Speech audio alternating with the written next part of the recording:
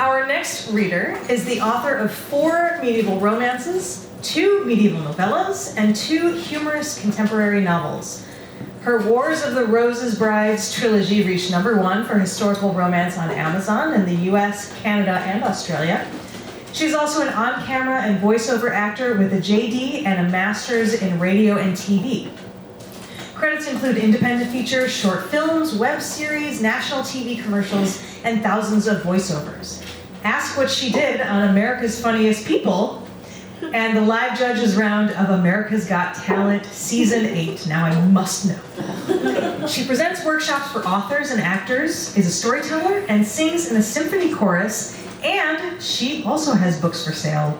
Please put your hands together for Ruth Kaufman.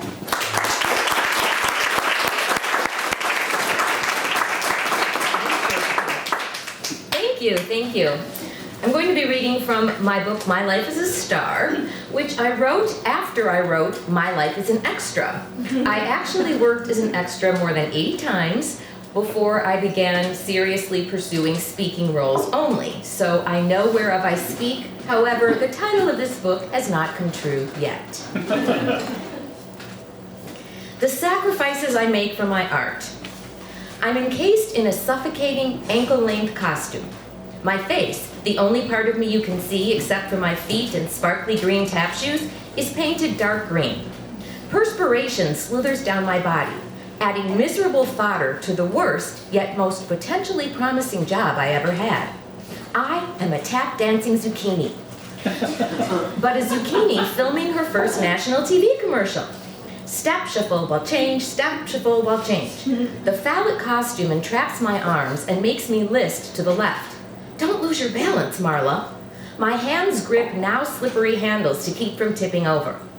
The other produce performing for the American Farmers Market Association, a carrot, ear of corn, and an ever so fat shedding lettuce, and I aren't laboring in the cool seclusion of an air-conditioned production studio. We're exposed in all our vegetous glory in the middle of Michigan Avenue on a hot and humid late August afternoon.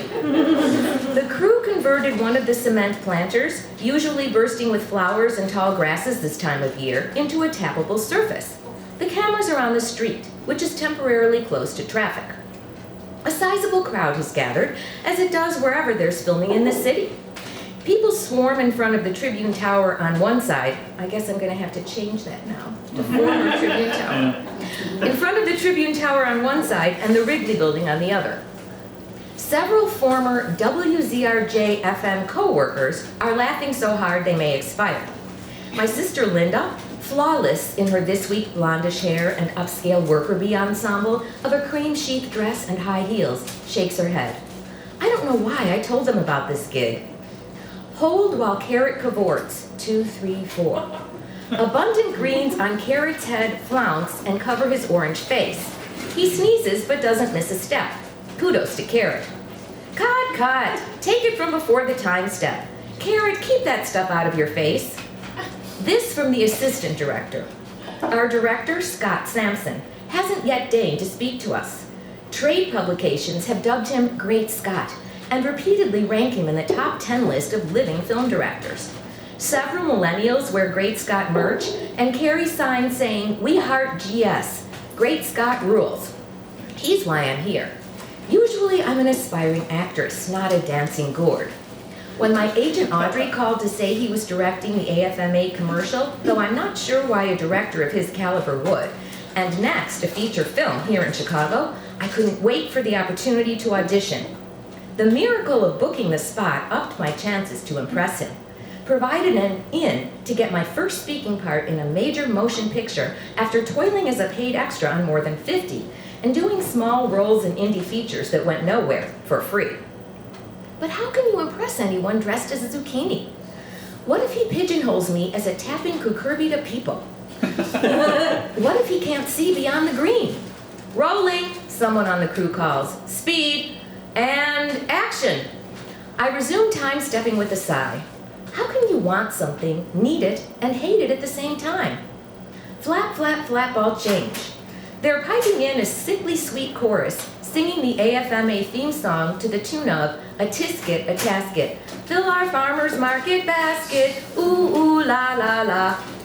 Thankfully, the music covers most of the crowd's catcalls. I'm tapping too close to the rotund papier-mâché lettuce, whose flatball's changing too slowly. His feathery layers flick me in the face. I feel a sneeze coming on. Lettuce, hurry up, I hiss, still smiling for the camera. A drop of sweat dangles from my nose, a la Rosanna Dana. It itches, but I can't scratch, or stop either. I careen into lettuce, carrot crashes into me. A loud noise fills the air as lettuce cracks. We all fall down. My head hits the ground, but my thick costume cushions the blow. I've fallen and I can't get up. Miles of clear blue sky soar above me, but the sauna-like costume makes me claustrophobic. Out! Let me out! My arms and legs flail helplessly. Cut! What is wrong with you people? Screams the AD. The music screeches to a stop. Waves of laughter assault me. The kind you hear in those bad dreams where you show up to an important meeting in your underwear, not even your nice underwear at that, and the conference room is full of executives in designer suits and sleek haircuts who guffaw and point at you. I hear running feet. A gorgeous face appears above me. Long black hair gathered in a low ponytail, sizzling Ian Somerhalder blue eyes, perfect Viggo Mortensen chin, and Johnny Depp's aura of sexy mystery. At last, it's great Scott. Even better looking in person.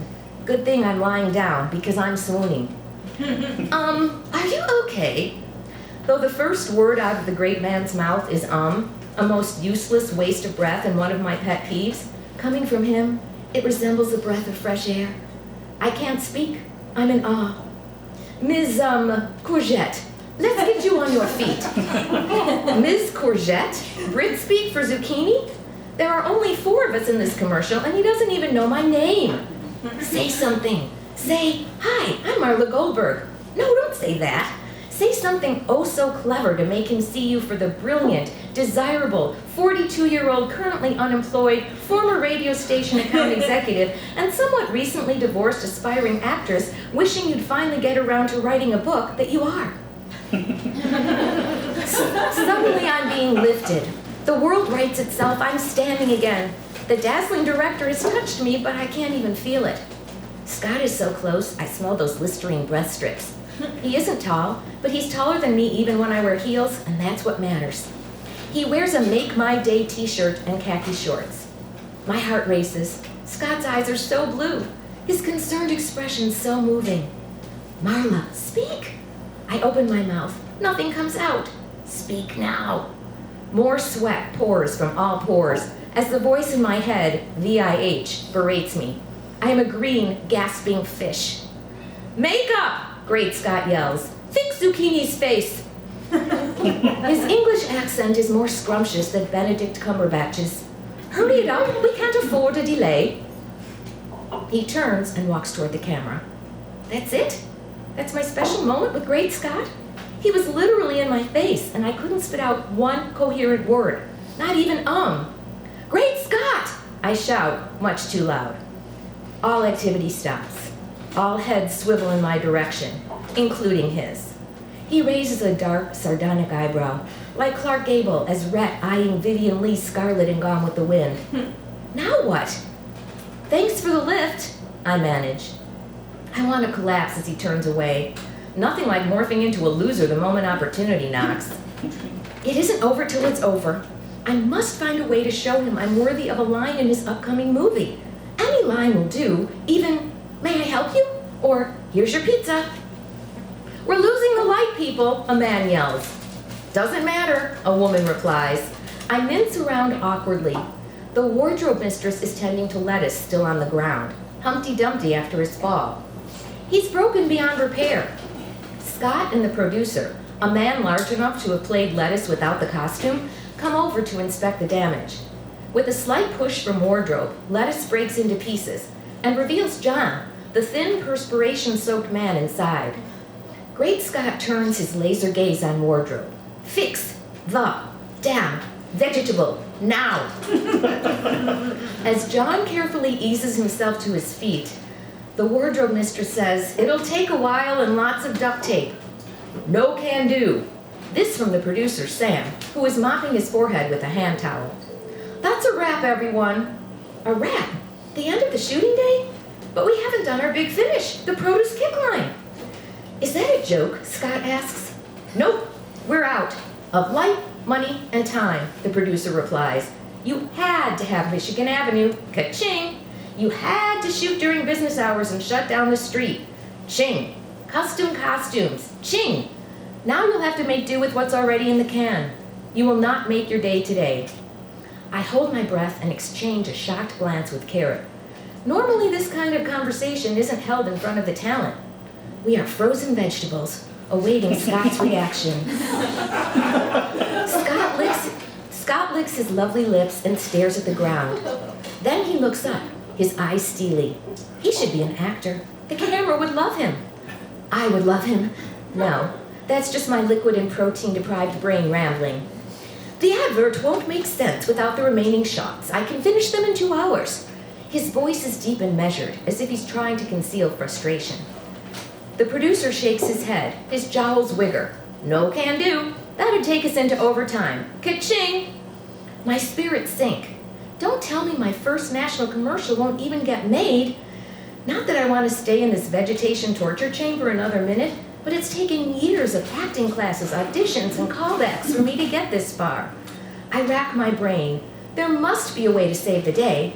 I'm so steamy and sweat-ridden, now I understand the true meaning of stewing in your own juices. Scott raises his eyebrow again. Sam, do you want me to direct I Love My Mistress or not? Sam turns red as a ripe tomato. Scott, don't do this, you're under contract, he says through gritted teeth. And you're under contract for today. Scott's volume increases. I won't allow half-assed work to have my name on it. I repeat, will you find a way to let me do my job or not? Clearly there's more going on between them than the budget for this commercial. The client, whose representative sits on her canvas chair sipping a venti iced coffee, is out of earshot. Aha! I have the answer Scott and Sam are obviously too incensed to see. Excuse me. Nerves keep my voice at a whisper. Let's try that again. Excuse me.